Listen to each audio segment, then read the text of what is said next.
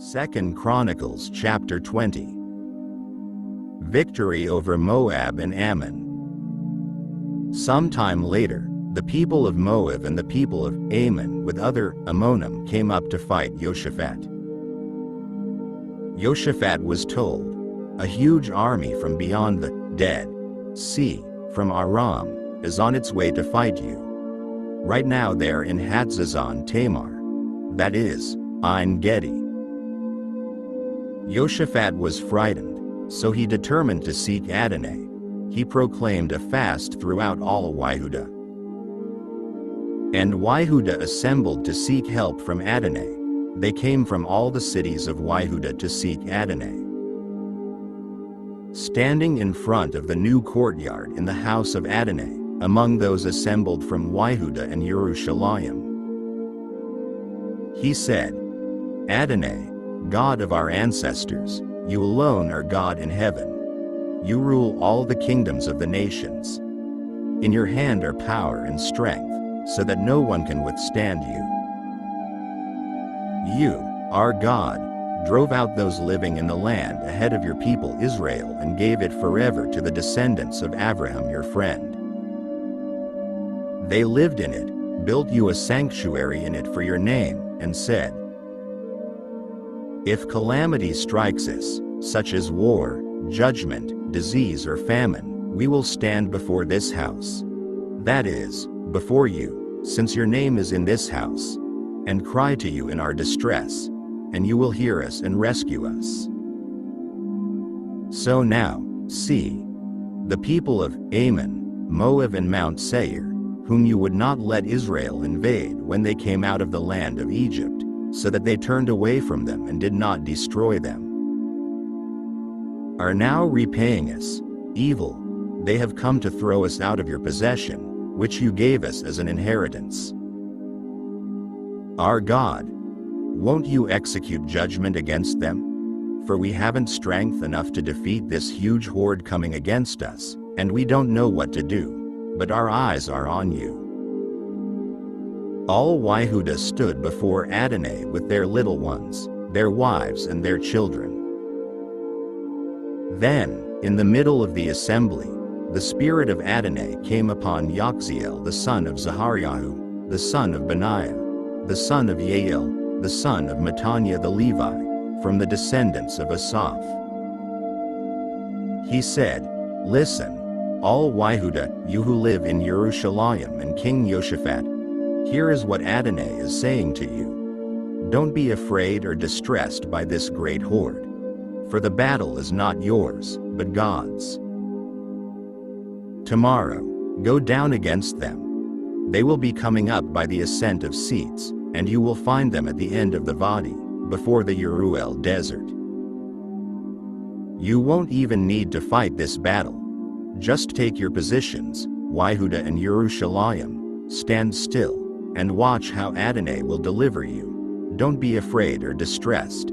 Tomorrow, go out against them, for Adonai is with you." Jehoshaphat bowed his head with his face to the ground, while all Yehudah and the inhabitants of Jerusalem fell down before Adonai, worshipping Adonai.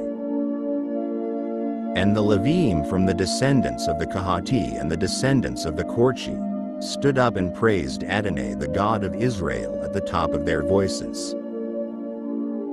The next morning, they rose early and went out into the Tekoa desert.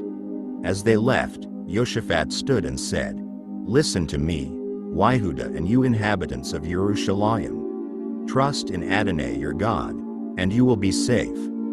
Trust in his prophets, and you will succeed." After consulting with the people, he appointed those who would sing to Adonai and praise the splendor of his holiness as they went out ahead of the army, saying, "Give thanks to Adonai, for his grace continues forever." Then, during the time when they were singing and praising, Adonai brought a surprise attack against the people of Ammon, Moab and Mount Seir who had come to fight Yehudah, and they were defeated. What happened was that the people of Ammon and Moab began attacking those people who lived by Mount Seir, to kill and destroy them completely. And when they had finished off the people from Seir, they set to work slaughtering one another. So when Yehuda reached the watchtower overlooking the desert, they looked toward the horde. And there in front of them were corpses fallen to the ground. None had escaped. Jehoshaphat and his army came to take the spoil from them and found among them personal property in abundance and corpses with precious jewels, which they stripped off for themselves until they couldn't carry any more. They took 3 days just to collect the spoil, there was so much. On the 4th day, they assembled in the valley of Berekah, blessing, where they blessed Adonai. Hence that place is called the Valley of Berekah to this day. Then they returned, everyone from Yehuda and Jerusalem, with Jehoshaphat leading them joyfully back to Jerusalem, for Adonai had caused them to rejoice over their enemies. They came to Jerusalem with lyres, lutes and trumpets and went to the house of Adonai. A panic from God was on all the kingdoms of the countries when they heard that Adonai had fought against the enemies of Israel. So Jehoshaphat's rule was a quiet one, because his God gave him rest all around. The reign of Jehoshaphat. Jehoshaphat ruled over Yehuda. He was 35 years old when he began his reign, and he ruled 25 years in Jerusalem. His mother's name was Azuvah, the daughter of Shilchi. He lived in the manner of Asa his father and did not turn away from it, doing what was right from Adonai's perspective. Although the high places were not taken away, and the people had not yet set their hearts toward the God of their ancestors.